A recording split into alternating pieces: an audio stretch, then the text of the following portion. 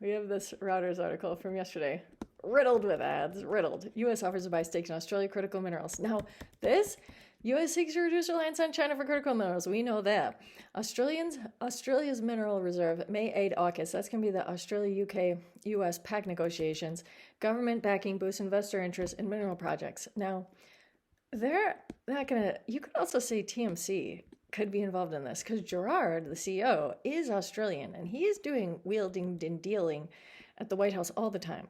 So you have the U.S. government has offered to buy equity in Australian critical minerals companies as part of a funding package to expand its supply and cut its reliance on China. Executives recently returned from Washington said. The push is part of a plan to establish alternative mineral supply chains after China, the dominant producer of most critical minerals, responded to U.S. tariffs by restricting exports of rare earths and related permanent magnets. Permanent magnets, that's also UU. So we have TMC. TMC is on an upswing. And I think they have the sea minerals near the Cook Islands in this region. And it's not, I believe there are some rare earths. It's mainly cobalt. So what's stopping them? And then this is UU. UU is doing just phenomenal magnet processing. They're going to do uranium mining, uranium processing. Not too advanced of it, but maybe they will get there doing that, but they don't have to. And then you would have critical minerals include lithium, cobalt. That's TMC. That's TMC. Rare earths, which are essential technologies in a variety of sectors, including clean energy, semiconductor weapons. Saying to companies, you come with us with a proposal and we'll assess it, and try to make it work through those various funding channels and programs that we have available to us. Okay. This guy, IGX, I have the mines up. We'll look at those. As part of Australian delegation of 15 critical minerals companies that visited Washington and New York last month to meet with senior officials. Oh gosh, then, wait a minute. Let's have the officials met included former mining executive David Copley, who heads an office in the U.S. National Security Council focused on strengthening supply chains, Joshua Kroon, a deputy assistant secretary for critical minerals and metals at the International Trade Administration. What are these companies? We'll look that up. Funding pathways can include traditional debt, and equity models, which would be debt financing with an equity kicker, and also offtakes where the U.S. could potentially prepay for supply to add to defense stockpile. Adding the focus was on getting projects ready for 2027. Man, oh man, people. Man, oh man. The U.S. government has already taken equity holdings in U.S.-listed critical minerals companies, LAC and MP and General Motors, but they're not going to mention NB. Oh, wait, they mention MP. What the hell?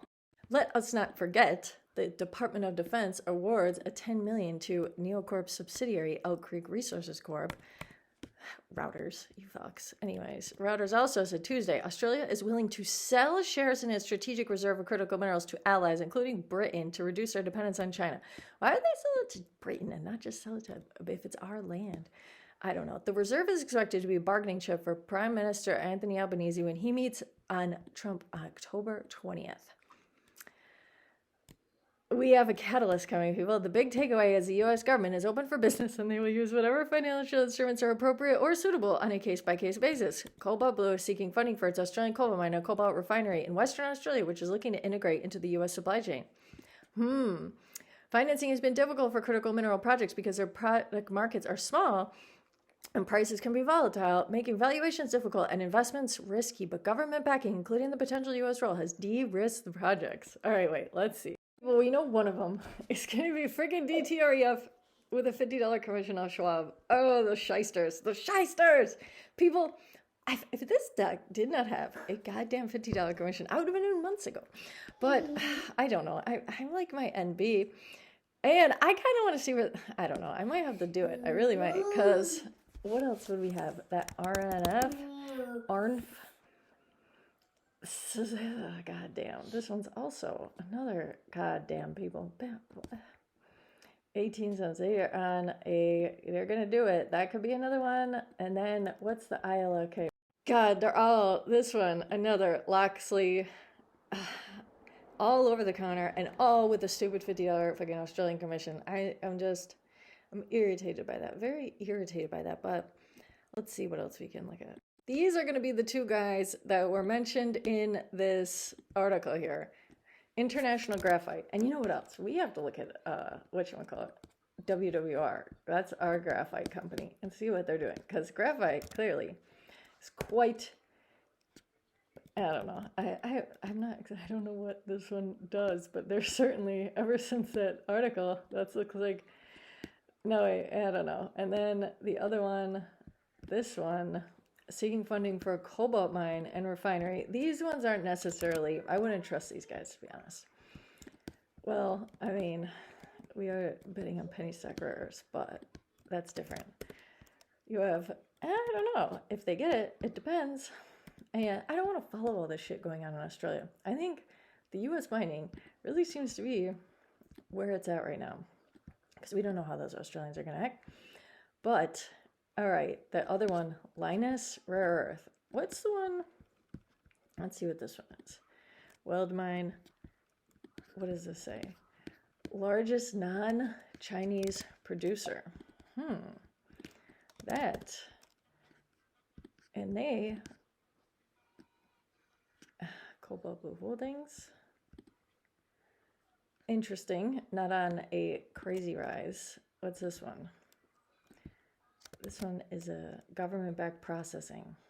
I don't know. These are all Australian ones. I really would just say DTREF seems like the one that's going to be. And that one's not even on here. I don't see it. There's ARRNF. I've looked into that one. I have videos on that one. I think this one largely costs clay-hosted RER. They really don't include DTREF. I would say that one. But some of these other low-cost producer, recent lithium discoveries, I don't know. Any of these could be interesting to look at, you could say, especially leading up to that meeting on October 20th. All right, and then another one I put in, since they're talking about graphite, is going to be this WWR, which is on a real run. And I put the articles in it. And okay, it has graphite is not considered a rare earth, which I kind of knew that one. But at the 17 chemical subminerals periodic table. And graphite is a crystalline form of carbon classified as a critical mineral due to its essential role in lithium anodes, lubricants, refracts, steel making, but falls outside the rare earth. Reports explicitly distinguish graphite from REUs. Westwater does not currently conduct active graphite mining operations. The company is an energy technology and critical minerals developer focused on battery-grade natural graphite.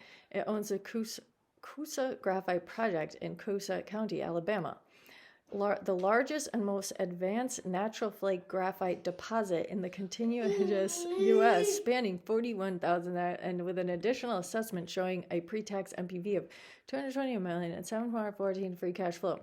See, this is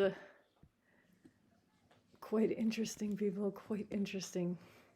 Full-scale mining is projected to begin around 2028, pending financing and permitting. In the interim, Westwater's Kellyton graphite processing plant under construction will import raw graphite feedstock from high-quality global sources to produce purified, coated, spherical, purified graphite for batteries. Pre-revenue development, zero in revenue is latest available data. This aligns with status as a junior miner focused on project advancement rather than commercial production. Updates report cash balance of $16.7 million. That is not a lot. Trailing 12-month revenue remains zero. With the recent patent, so that's what they were talking about. I put the article in about the patent.